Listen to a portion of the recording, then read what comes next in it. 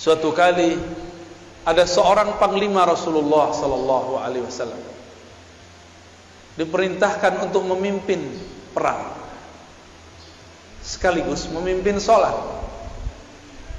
Setiap satu rakaat, dua rakaat, di akhir rakaat dia selalu membaca Qul huwallahu ahad.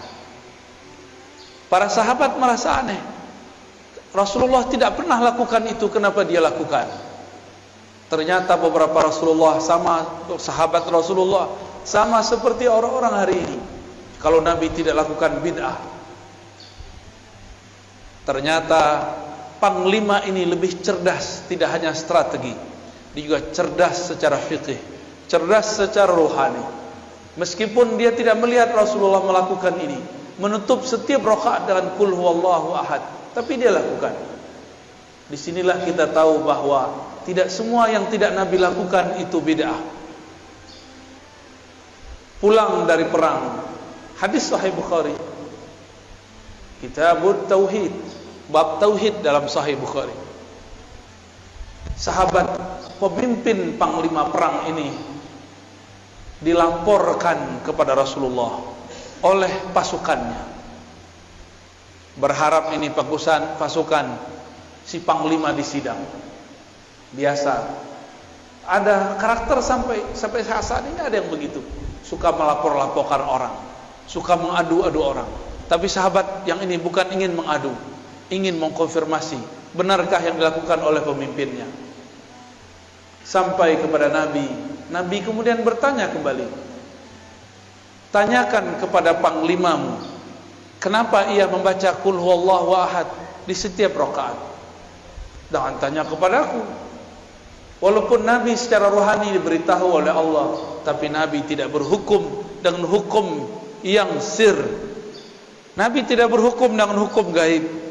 Nabi tidak berhukum dengan hukum firasat. Nabi tidak berhukum dengan hukum kasyaf. Nabi berhukum dengan hukum zahir. Tanya sahabatmu, panglimamu, kenapa ia menutup setiap rakaat dengan kulhu? Karena orang ini mau cari tahu, maka Nabi SAW langsung berikan dia tugas. Datanglah dia kepada panglima.